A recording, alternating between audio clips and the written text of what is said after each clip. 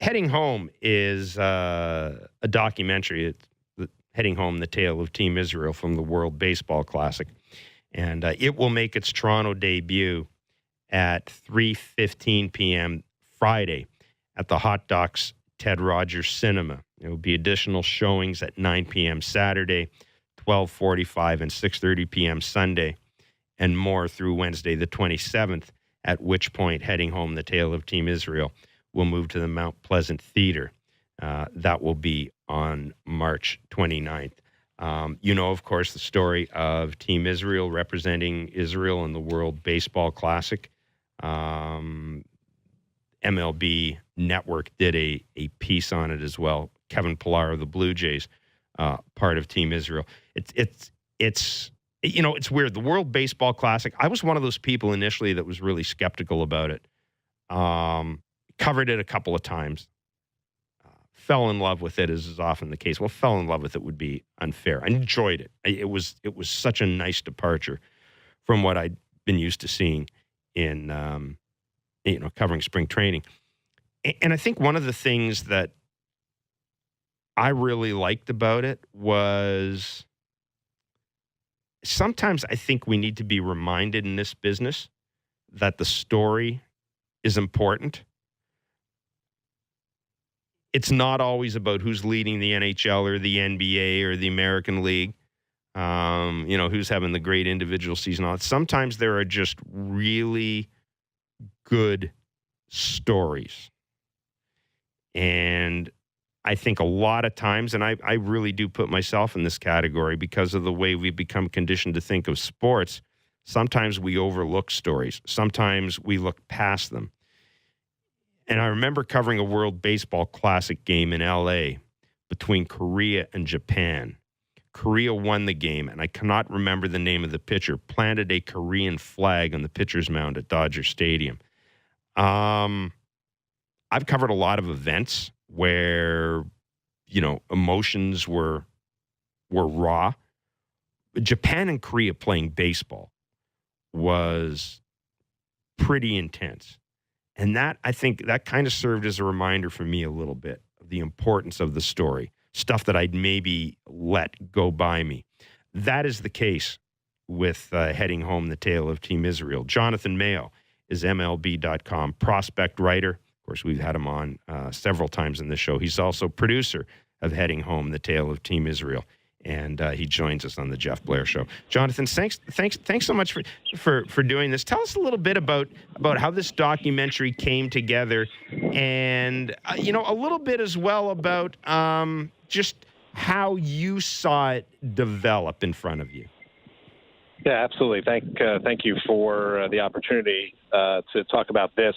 I know usually we'd be talking about Vladimir Guerrero Jr. for a change, but it's nice to change it up now and again. But I had this idea, in all my years of covering baseball, I would have these conversations with Jewish baseball players, in locker rooms, around the batting cage, and they all were willing to embrace being known as Jewish baseball players, but their identities often didn't go much beyond that. And so I had this crazy idea to take a bunch of Jewish players to Israel and kind of let them dive into that. And that was kind of the basic idea. And I have some friends at Ironbound Films who I went to Jewish sleepaway camp with 30 some odd years ago. And they thought it was a good idea too. But unfortunately, initially, nobody else did. So we couldn't really get anywhere with it until Team Israel qualified for the World Baseball Classic. They were at the Brooklyn qualifier, which was basically a home game, thanks to the large Jewish population in New York. And they qualified, and then there was interest. And so we took a group to Israel. 8 of the 10 guys who went to Israel were on that team that then went on to Korea. And we kind of thought, Jeff, that it was really going to be about diving into Jewish identity and what it really meant to represent Israel, and that maybe the climactic scene would be the first pitch thrown in Korea, where they opened up. And then they started winning games. And there came the sort of extra theme of sort of the underdog baseball story of all these guys who, many of them have been in the big leagues, but were maybe on the downsides of their career or have been career minor leaguers. Some guys were, kind of almost out of baseball and came back. I mean, so it was this interesting kind of, we're out to prove to people that we can do this, and to prove to people that, like Jewish guys and Jewish kids can be top flight athletes. And, they were kind of the Cinderella story of the tournament, sweeping through that first round and then beating Cuba in the first game of the second round before the pixie dust wore off. Mm. Hey, how many of the guys in this team? And I think I'm sorry. I think I mentioned. I think I said that Kevin Pillar played. I don't. He was not. He was not in that team. Correct. But how many of the guys who ended up going to Israel had been to Israel before? For how many of them was it their first trip? So I think only 2 of them had gone before. Jeremy Bleish, who is now pitching in the Philly system, and Corey Baker, who is no longer pitching. He had been with the Cardinals. Mm-hmm. Had both gone on a birthright trip, which is a trip that a lot of young adults go on as their first experience to Israel. But even for them, this was a different kind of thing because, typically when these guys walk into a clubhouse, they're like the only Jewish guy. Mm-hmm. And then if they engage at all Jewishly, like when these guys went on birthright, nobody else on the trip were athletes or baseball players. So the combination of the two together was really cool for them. And I think it was one of the things that brought the whole team together is that they had this, sort of shared experience or history, even if they weren't strongly Jewish, but for all of them who used to go in, they'd be the one Jewish guy in a clubhouse. Mm-hmm. To be in a clubhouse full of them, it really was something that brought them all together. Yeah, and I remember watching those games on TV, and they really did become fan favorites. I mean, it was the whole underdog story. But as I said, I think that's things like that kind of reinforced. It's one of the reasons I like the World Baseball Classic. I find that it kind of you sort of discover your roots almost, or rediscover your roots as a writer, because there are so many stories that you're just not used to covering, and you sort of see things through a different lens. How much fun did you have doing this?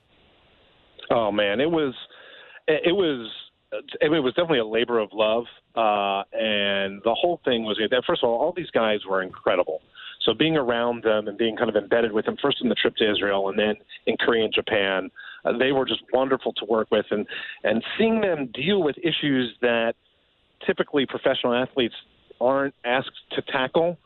You're not typically talking to professional athletes about facing anti-Semitism, or bigotry, mm-hmm.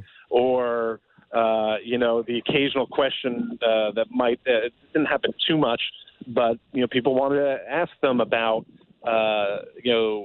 Israel and politics, mm-hmm. and it certainly has happened in the aftermath as some of them would come to screenings of the film and things of that nature. And to a man, they all really had very thoughtful and articulate answers about any of the questions that came up, even questions that came up about, because the World Baseball Classic uses the heritage rule. So right. Obviously none of these guys are Israeli at the time, but according to the rules of the tournament, they're able to play for Team Israel, much like all the players from Curaçao could play for Team Netherlands. Mm-hmm. Although, Didi Gregorius wasn't being asked about that. But right. The American players on Team Israel were constantly, especially once they started winning games. So it was just an incredible experience. It's not often for me that I get to combine my Jewish self and my baseball self together, and to be immersed in this project for the amount of time it took to go on the trips and put the film together. And the guys at Ironbound Films did all the heavy lifting in terms of the directing and producing that, and Jeremy Newberger and Daniel Miller and Seth Kramer. Those guys were amazing. But and then in since then, this movie has just been playing all over North America, Jewish film festivals. Now we're starting to do some, of these theatrical releases, and mm-hmm. It's just been a one of probably the top joy of my career, just to be able to continue to talk about it.